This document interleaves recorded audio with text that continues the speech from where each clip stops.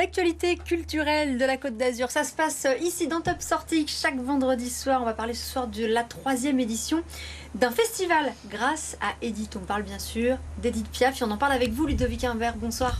Bonsoir. Vous êtes président de l'association Grâce à Edith. On va parler de ce festival dans un tout petit instant. Et bonsoir Morgane. Bonsoir Céline. Morgane Lasdy-Pesson du magazine Le Mensuel. On va commencer comme toujours Morgane avec ton invité de la semaine. Exactement, c'est une jeune femme que j'adore. Elle est talentueuse, elle est drôle et elle est adorable. Elle s'appelle Antonia de Randinger, donc humoriste mais aussi comédienne. Dernièrement, on l'a vue sur M6 dans la série Comme des gosses, qui a cartonné. Mais c'est une passionnée de théâtre. Elle est passionnée d'improvisation également. Elle excelle là-dedans. Et moi, ce que j'aime, c'est que c'est vraiment... Elle est impressionnante dans l'incarnation. En un claquement de doigts, elle peut changer de personnage, passer d'une toute petite fille à une vieille instite complètement déjantée, revenir sur une femme BCBG, passer par une banlieusarde un peu racaille. Elle sait tout incarner et je trouve qu'elle n'est pas assez reconnue, en tout cas à sa juste valeur. On la retrouvera à Grasse, ça tombe bien, pour le Grasse Comedy Festival, première édition. Ce sera le 24 septembre et elle ne sera pas seule. Ce sera un plateau 100% féminin qui s'intitule Please Stand Up. Et elle sera accompagnée de Marine Baousson, Farah et Marie Reynaud. On l'a rencontrée et je vous laisse en sa compagnie. Me plonger tout à coup dans cette espèce de rôle un peu schizophrène d'être à la fois l'auteur, le metteur en scène et l'acteur de ce que je joue, c'est l'essence même de ce dont je viens, à savoir l'improvisation théâtrale. Ce moment de création, il a quelque chose d'assez magique en fait. Je crée sur scène. Le retravail d'écriture, de mise en scène qui vient est postérieur à une première mouture des sketchs qui sont joués ensemble ou séparément, mais en tout cas que je vais créer sur scène avec un vrai public dans la salle, dans une vraie configuration de spectacle. Donc...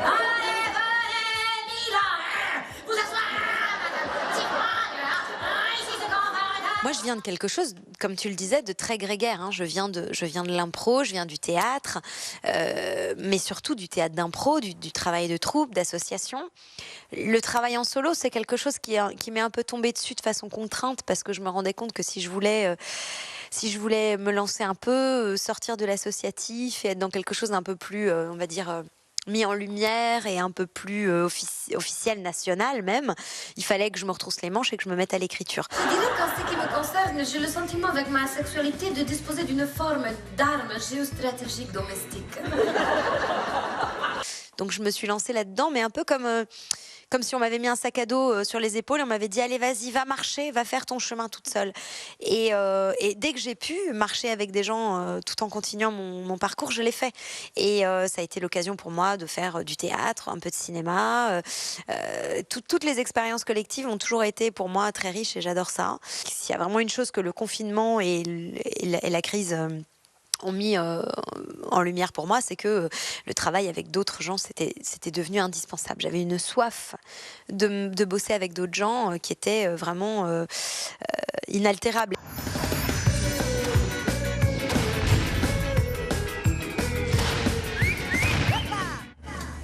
Antonia de Randinger, qui imite Edith Piaf d'ailleurs, Ludovic Imbert. C'est ce que j'ai vu. Allez, on parle de ce festival Grâce à Edith. C'est la 3e édition qui revient cette année. Ouais. C'est le 17 septembre prochain avec une particularité, ça va se passer sur une seule journée cette année. Oui, cette année sur une journée. L'année dernière, c'était sur 2 week-ends, sur 15 jours, puisqu'il y avait eu une exposition photo. Et on veut rentrer dans une dynamique avec une année bien remplie et une autre année, on va dire, un peu plus light. Donc cette année, donc ça là, devrait être l'année light. Voilà, année light avec tout de même le premier concert en avant-première de Chimène chante Piaf, donc qui va reprendre, comme son nom l'indique, eh bien, le répertoire d'Edith Piaf. Et elle veut impérativement, on a échangé avec elle, justement respecter son œuvre. Donc pour tous les amoureux de Piaf, j'ai entendu des extraits, je vous garantis qu'elle ne dénature rien. Elle y apporte vraiment une chaleur méditerranéenne, la rondeur de sa voix, mais il n'y a aucun faux pas. Bon, en Vraiment. tout cas, sur la date, le choix, il n'est pas anodin, je crois. Hein. Non, le choix, il n'est pas anodin. C'est le lendemain de la Sainte-Édith, donc qui est le 16 septembre. Et c'est aussi le week-end des Journées du patrimoine. Et donc pour nous, Edith Piaf fait partie du patrimoine français et grassois, vu qu'elle s'est éteinte à Grasse. Donc c'était important de le programmer ce week-end-là. Et oui, et ça, beaucoup de gens ne le savent pas forcément. Hein. Elle s'est éteinte à Place Cassier, précisément. Tout à fait, Place Cassier, oui. Exactement, mais elle n'a pas été enterrée à Grasse. Non, Ils non, nous non. l'ont repris, les La petite histoire, c'est que justement, ils ont maquillé le décès, ils l'ont remonté sur Paris dans la nuit. Et ils ont dit, la presse a parlé et a dit qu'elle était décédée à Paris. Parce que pour son manager, c'était impensable qu'elle soit décédée ailleurs qu'à Paris. On rétablit la vérité aujourd'hui. Qu'est-ce qui va se passer le 17 septembre plus précisément à Grasse? Alors, à partir de 14h30, on aura une chanteuse de rue qui sera sur la place aux Airs. En fait, l'idée, c'est de recréer un petit Montmartre à Grasse. Donc, on fait venir aussi une association d'artistes peintres qui peindront donc toute l'après-midi. Une fois que la prestation de l'artiste sera terminée, il y aura de la musique dans les rues de la ville. Les rues de la ville seront parfumées. Et ensuite, à 17h, donc on pourra... voilà, tout à fait. Et à 17h, donc rendez-vous au théâtre pour la première nationale de Chimène Badi. Au théâtre de Grasse. Oui. Et donc là, vraiment, on a quelque chose qui va être très intimiste. On n'aura pas du tout les chansons de Chimène Badi, parce qu'elle va entamer une tournée à partir d'octobre, un album qui sortira au mois de janvier, mais où il y aura des chansons à elle, où elle se racontera à travers Piaf, et elle l'illustrera aussi avec ses propres textes. Là, pour le coup, on est vraiment sur quelque chose de plus intimiste, en piano-voix, je crois. C'est exactement ça, oui.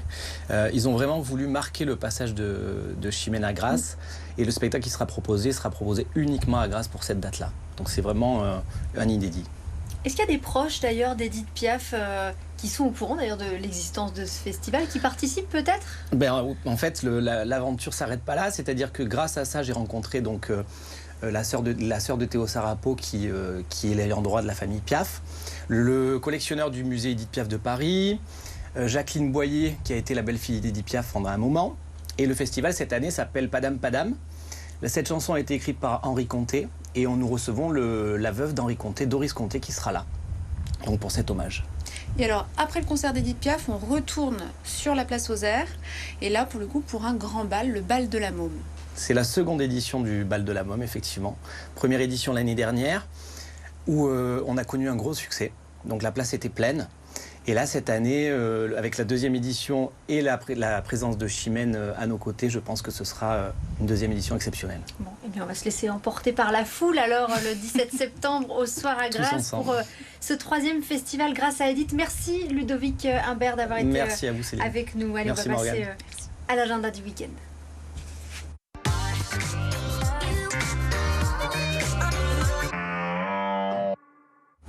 On va débuter tout de suite avec de la musique, des concerts classiques. Pour ça, 2 festivals dans 2 endroits différents. Le Beaulieu Classique Festival, qui se passe donc en grande partie à Beaulieu-sur-Mer, du 10 au 17 septembre. Alors, il fête ses 20 ans. Il a pour parrain cette année Jean-François Zigel, rien que lui. Et puis, ce qui est intéressant, c'est que c'est un festival itinérant. Donc, on va aller dans plusieurs établissements de Beaulieu et on ira également chez leurs voisins à Saint-Jean-Cap-Ferrat, à l'Hôtel Royal Riviera, où là il y aura une soirée vraiment exceptionnelle. On va plonger dans l'univers des années 20. Il y aura aussi du chant a cappella qui sera éclairé à la bougie, donc d'un raffinement exquis, du classique également, mêlé à l'humour et à la magie avec les virtuoses. Ensuite, je vous emmène en Pays de Fayence pour le Quatuor à cordes en Pays de Fayence, donc tout est dans le titre. C'est du 15 au 18 septembre, c'est déjà la 34e édition. 7 concerts, 6 lieux différents. On aura entre autres les Quatuors, Léon Corot, Jérusalem, Tchalik ou encore Quiroga. Ensuite, du spectacle avec Jacques Eddy. Spectacle et théâtre, ça se passe à Carros. Ça a été inventé par le forum Jacques Prévert. Carros, mais aussi les villages alentours. Le sous-titre, c'est Festival des Arts de la Parole. Donc, tout un programme du 14 au 18 septembre. C'est vraiment en dehors des sentiers battus. C'est intégralement gratuit. Donc, merci à la ville de Carros. On a des contes, des fables, des récits, des œuvres théâtrales et j'en passe. Et on va terminer avec 2 événements. Le premier, eh bien, une exposition Momie, les chemins de l'éternité. Donc là, quelque chose me dit qu'on va en Égypte, mais pas que. On va apprendre eh bien, qu'on embaumait aussi les corps dans d'autres pays, et y compris en Europe, en Asie. Et ça se passe à l'hôtel départemental du Var, donc HDE Var, le nom qu'on voit un petit peu affiché partout. Et c'est à Draguignan jusqu'au 25 septembre. Et enfin, un événement qui me tient à cœur, la Léo Paddle Race, qui va se passer eh bien, ce dimanche, le 11 septembre, à Aguet, à Saint-Raphaël. Tous les bénéfices, si vous êtes un peu sportif, que vous avez un paddle ou si vous avez juste envie de vous amuser, vous y allez, vous payez votre inscription et ça va servir à aider les enfants qui sont atteints de cancer, mais aussi leur famille pour, eh bien, par exemple, faire tous les voyages nécessaires pour aller à Paris, pour se faire soigner, etc. etc. Et bien voilà, plein d'idées de sorties pour ce week-end et les semaines qui viennent. Merci Morgane, Merci à la à toi. semaine prochaine.